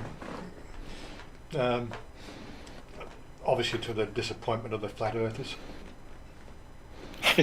Speaking of the time, we got to get going. We got to do our weekly shopping. You got to go and do your shopping. Yeah, that's right. Yeah. Well, do your shopping. Did you get the headset come today? I haven't been down to the office yet, so Okay. they might have it. Just And check. I'll catch up with you about doing the ride on Sunday. Still, good to go? well, I wouldn't mind going out for a run. So it might be just the two of us. The others haven't got back. Hey, to me. Mark. Okay. Yeah. So. All right, guys. Check out the channel, and Okay. I'll catch you next week. Yeah, stick your link up See there. you, Bob. Grab the link. Just drop it in the. I think Nice to meet you, Bolt. Take care, mate. In here. Speaking of another channel, Martin's Thai Life. He's a young Australian, young Melbourne guy in his 30s, and I take my hat off to him. He's trying to eke out an existence in Thailand, so wish him the best.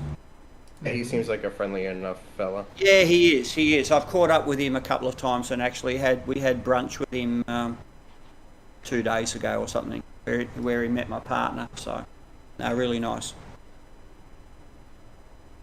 So I guess the bottom line question for everybody watching is, if you're a tourist and you want to go to Thailand like you used to go to Thailand and have a good Christmas out there, certainly in England, everybody goes to Thailand at Christmas because it's a great place to go. Mr. Mitch is in the house. Sorry. There he is. Speak of the devil, the man, the superstar, the moderator, the to superstar. all. But anyone that... Oh yeah. Martin's Thai If you've Life. got a YouTube channel and you haven't got Mr. Mitch as a moderator, you haven't got a YouTube channel, people.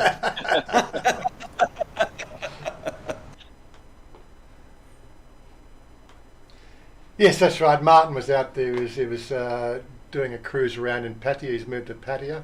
Pattaya. You got to open up my permissions. I'm just about to do that. I'm just getting in there now to do that. It's just community. Bang. There we go. Click on there. Control V. For some reason, it always ramps up in the last half hour. It's sort of everyone goes, "Oh, we've got 30 minutes to go. We've got to, Got to go. Get on. That's what they've been talking about. Yes, it may be just one of those things, and it may be the better time to do this. But again, moving it 2 hours into lunchtime presents other challenges. And I got to go and do some. So I'm out of milk and I'm out of muffins. So I've got to go. I've got to get the cooking water from across the road. I've said that before. I've got to get on the 4-wheel drive and drive 100 yards to the shop that sells the water, because I'm not going to carry those freaking 20-litre freaking things 100 yards 3 times. Oh my God! Drive down there, put them in the back of the van, and bring them back. The challenges we have here in Thailand. Come on, can we have somebody deliver it to the door? He's not famous, Billy. He's infamous, and there's a big difference. I know. G'day, Martin. He's proud to call him a mate. And if he ever did a YouTube, you do it on condo rentals and purchasing. We'll come on another day soon. Yeah, we're hopefully going to get you back on the. You know how to use it. You've been on here before, Mitch. So we're looking forward to coming back on. But yeah, as I said, it's one of those sort of things. It's a coffee shop. It's a club. Come and go as you please. I'm here if I'm home or if I've got my earbuds in, going around the place. I do keep close contact with the Discord. But as I said, sometimes you just don't want to talk to people. You want to just go and do some shopping. You want to go and check out what's in the markets. It's just not convenient to have the earbuds in or the phone running all the time. And that also does suck up battery power as well, so makes it difficult. Andy, Bangkok, chit-chat. Okay, where am I? 7-Eleven phone delivery or an electric bike? Where are you? Where am I? 7-Eleven phone delivery on an electric bike. Must be in Bangkok. Who would do an electric bike out this way? I know David's been running around on an electric bike. He bought something. He's been having a lot of fun in his little bike. He did a 23-kilometre run, at 35 kilometres an hour. I had a run. That completely just does my head. I remember sort of as a kid, I had a scooter. One of those that the wheels, 2 wheels, and leg movement, pushing it down the street. Oh my God. And now they're a fashion item. No, sorry, no. You want 2 wheels. It's got to have a motor, over 300 cc's before you can call it a bike. But he loves his little scooter. Talk to me, Billy, and then for a fee, I can get Mr. Mitch as a moderator. But we'll have to negotiate that offline. Because I'm, as Todd is my PA, I'm Mr. Mitch's PA. And you've got to go through me because I get kicked back. Well, it's like a Ponzi scheme that we've developed. Mr. Mitch said he deleted both his accounts, but there we go. Mr. Mitch, I see you there. Well, that one, Mr. Mitch, that one there's, well, yeah, it doesn't sort of show you being online. Let me know when you look. I'll delete this one here. I'll just kick that Mr. Mitch there. Right. So, and just rejoin. Just ping me when you've done it, so I know it's not you and somebody faking you. You know how it goes. Because you are a Patreon, and you get access to the special members area there. So, well, yeah, but that it might be one Leo, but by the time it gets through Todd and I, you're looking at a slab, mate. So, yeah.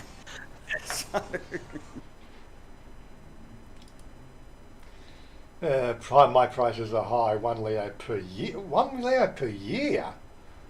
That's a slab for Todd and I. You got to kick up, mate. Well, that's a Leo. Is that a Leo keg? Is it? I know, Mr. Mitch. Yeah. It's a Leo keg. Yeah, it'll be a keg. Yeah, 1 keg. Not a year for Todd and I. This is like well, for you maybe it's a week for me. Yeah, anyway, just another update. This subscriber-only mode seems to work quite well. It keeps that bot from annoying us through halfway through the stream. So that's 2 weeks. PM Dave. Well, stream hasn't finished yet, but you know, I just don't get bothered in joining the stream just to go and be banned from the stream. So looks like it's good. But yeah, if you are watching and you've worked out you can't just hit that subscribe button.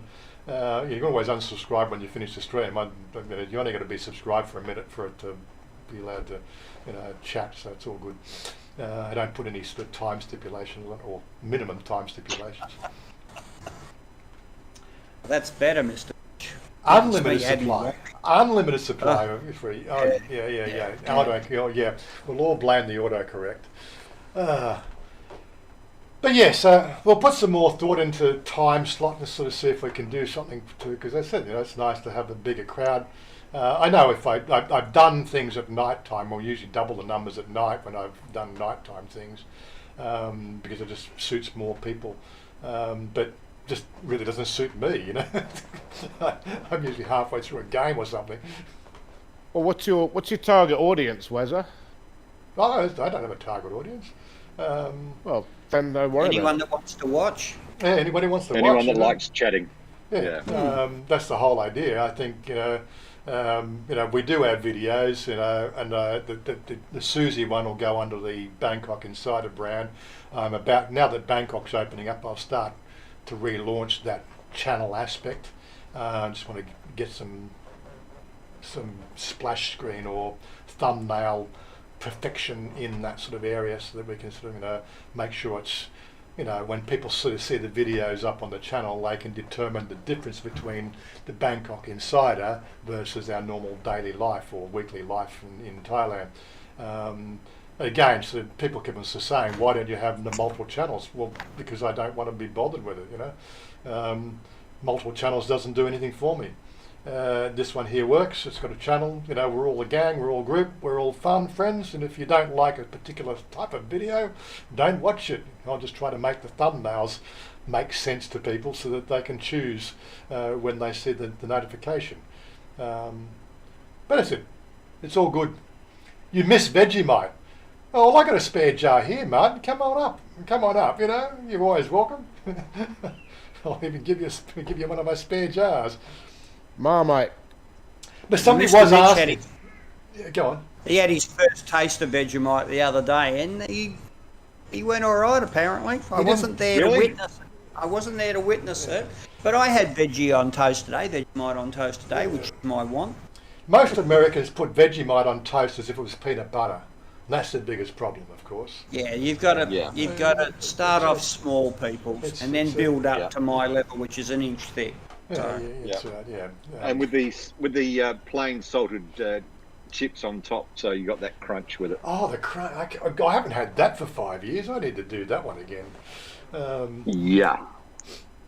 They sell it down at the Wombat Bar, Martin. Well, I don't know if he sells it, to be honest, but he's got it on the shelf down there at the Wombat Bar. And for all you people lean to the little bit to the left, he has Marmite too, but real man. Oh, no! No. He's playing both sides of the field. Oh my God! Oh no! Can't have Marmite. It's got to be Vegemite. Bovril. Don't start! Oh my God! All these yeast extracts. Oh my God! It's only one yeast extract. Oh, well, Billy, check out Martin's Thai life, because he's doing a series at the moment on the best souvlaki, not souvlaki, kebab. But to me, souvlaki, kebab, same. I know they're not. I know. Yeah, Euros if you're on the other side of the border in South Australia, but again, they're getting close to Western Australia, so they're a little bit. But Really? Check out Martin. Check out Martin. He's doing a great series on forgot what are they? Not souvlaki, kebabs. Souvlaki kebabs. He'll be he's on a motorbike at the moment, so I suggested that he start walking, because otherwise his motorbike might not be able to carry him.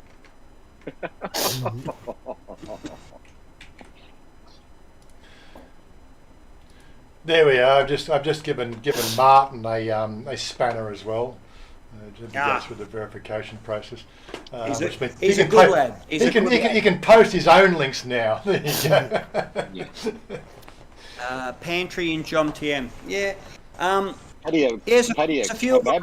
Yes. There's a few of them too. Tinny's Pies for you, for Don down in Tassie. He might remember Tinny's Pies. Well, he's in Jomtien. So can get a real fair income Aussie steak pie. And he has snot blocks too. Snot blocks. I don't know that one. That's a new word. Oh, come on, come on, Green. Warren, think about it. Snot block, no. Come on, in the chat, what's a snot block? No, that was just. I've been out of Australia too long. Come on, you Aussies out there, what's a snot block? Somebody tell me That what must be a Mexican thing, because must be a us refined gentlemen from South Australia do not know what a snot block is. Bossa Nova, he gets vanilla. the inaugural. What? How do you get something that? How does a yellow vanilla slice become something related to? Because like snot was always green, you know. So they're not green; they're yellow. How does this? Oh my God! Hey, Bossa Nova, you're the man.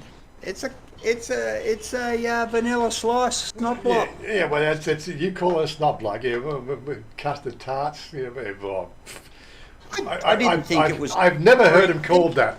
Sorry, I've never heard him called that. But then again, you know, I'm Sydney, and you know we're refined. And then you got Adelaide.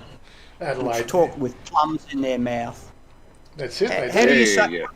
What's the capital city of Victoria, Todd? I want to hear you say it. Melbourne. Melbourne. It's Melbourne. Melbourne. It's not Melbourne. Yeah. Melbourne. It's Melbourne. It's Melbourne. Melbourne. That's right. All our American friends are just running away because they don't understand the bloody word we're saying. No. What do you call them, Don? I know you're a Taswegian. What do you call a vanilla slice, Don? Can't be just Victoria. Give him the 30 seconds to get back here. It's a vanilla slice. It's always been a vanilla slice. Red meat is expensive here. That's why I donate mine.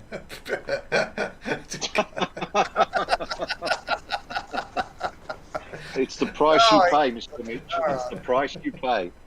All right. Infamy has a cost, Mr. Mitch. Any more comments like that, I'll have to take his spanner off. Oh my God.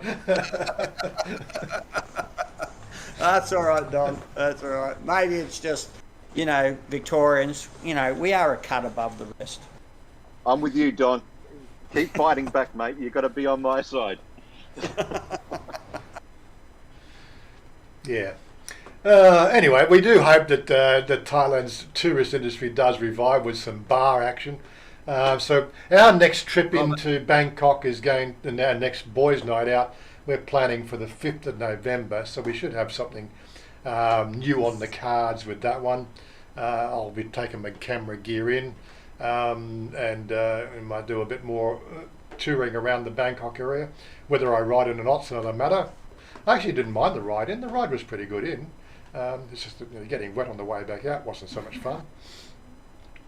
Driving at night with the the beating on the windscreen, you need a wiper on if you've ever ridden a bike, you'll know what I mean when it comes to rain. I reckon the end of November. Well, Yeah, you can. yeah, end of November. I think if they haven't got bars open by the 1st of December, the pundits, the statisticians will come to the party and show some real data and sort of say the government's making the wrong decisions. I just looked at hotel and flight packages for the last 2 hours. Doesn't look like anything is reasonably priced or very available for flights until the week of Christmas. Yeah. Well, until it's in the Thai Gazette, the Royal Gazette. I mean, people are going to be apprehensive, aren't they? So. Well, there was something supposedly I saw from Richard Barrow yesterday. Supposedly said that a lot of stuff has gone into the Gazette over the last 24 hours, but again, the information is sketchy. I think it'll all stabilise over the next week, but it's very hard to tell. Aussie, I don't eat beef, Billy, but I believe you can get Aussie beef. Arno's, get it down here. Yeah, Arno's do stock Aussie beef. I think the beef that the Arno's chain has always been Aussie beef, and it's been really high quality stuff. But as I said, yesterday, Arno's in the Emporium has been closed down. Arno's is still around the place. I think they got the butcher down in in Saton. That's I think the place where they bring the meat in, warehouse it, and distribute around the different Arno's restaurants is still there. There's an Arno's north of the Emporium, up one of the side streets, but we weren't going to walk that distance to go for lunch. But they do some really good cuts, but Arno's is really sort of more focused on the burger style beef as opposed to the Angus beef cut. The rat's woken up. Ah, But somebody was asking about what would I bring to Thailand that you can't get to Thailand. I think beetroot is one thing seems to be in short supply, but that's all right. We've got that one covered. yep. Most of the stuff that I would eat would be found at either Tops or Foodland. So we've got Tops up in Salia, we've got Foodland down in Petkasem. Both, or it's about those two locations. They seem to have those special things like Parmesan. I can't get grated Parmesan. So you'd have the Parmesan cheese. You could have it grated in a bottle. You could sprinkle on your spaghetti. Arranged to start it. That I haven't found that one yet, but I've found Parmesan cheese in at Foodland. It's just not where you'd expect to find the cheese. It's actually a different section of the shelf.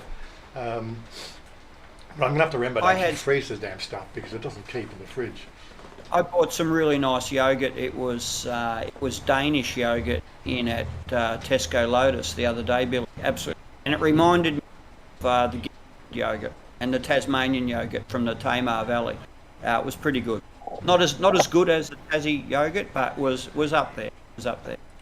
Bacon might be a bit disappointing for a lot of Aussies because they don't cure it long enough. And what they consider to be bacon is not what we would consider to be bacon. Proper smoked Supply, with the good node of meat on one end of the bacon strip. I don't know what they call that cut. The bacon you get here in Thailand is pretty much that node is missing. I don't know what with that node on a bacon. What do you call that? That was the Strap. It's Strap. the strap. That's the strap. Yeah. So the bacon you get here doesn't have the strap node.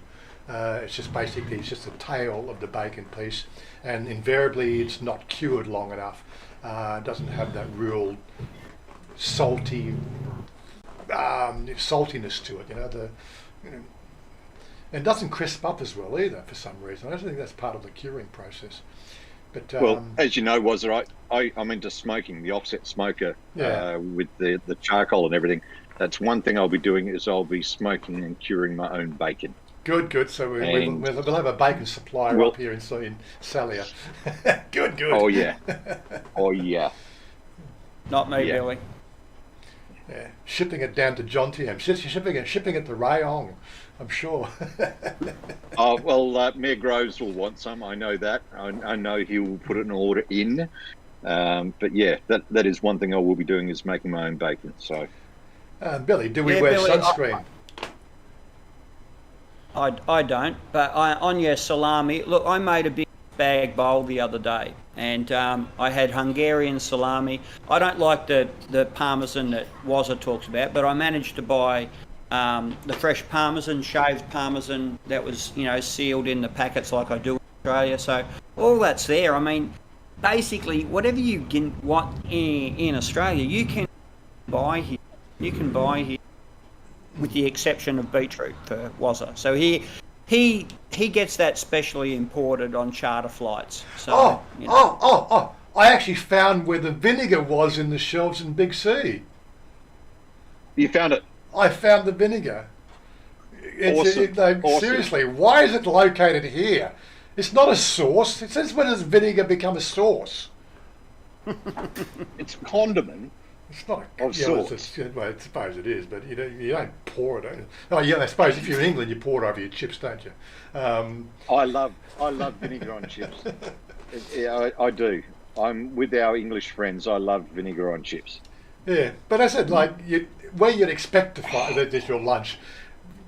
That's one thing. One thing you're going to have to get used to: food in a plastic bag like that. That's so dry. Lunches here, 120 baht. So I'll let you do the conversion. Delivered. I don't even have to get off my fat ass. That's right. I put on 5 kilos. 6 months, and I put on 5 kilos in 6 months. Oh my God. I need to get the bike out and do some riding. I need to get off my fat ass as well and do that as well. I need to do some yoga. Yeah, 2 people, Billy. 2 of us. Excuse Two me. of us. Anyway, we're getting to the 2-hour mark, so we better get this thing wrapped up. Excuse me. Don't ask me what it was. I don't know what it was. She orders all for me. Oh, that's better. But it's always nice. All right, we've got a topic for next week. What do you put vinegar on? Because everyone's gone, yes, they like vinegar on chips, potato cakes. Yeah, enjoy. Yeah, vinegar. Put in this live stream suggestions. We're going to have some supporting links so we can vinegar. Yeah. Something bizarre. Anyway, vinegar and vinaigrette. we will hang out here a bit longer. I need to go and do a bathroom break, but that's beside the point. I'm pretty sure everybody else wants to do this bathroom break thing as well. looks like Bryce has already run off to the bathroom. He's got of course. But thank you, Malcolm K. We will catch you next week, same bat time, same bat channel, and hopefully see you here. Peace out. Stay cool. Don't drink and drive. What have we got? I've got all the memes. So what are I going to think of all the memes before we go out here? Where's my Streamlabs? Okay, play the tune. Get out of here. Peace out. Have fun, and we'll see you next week.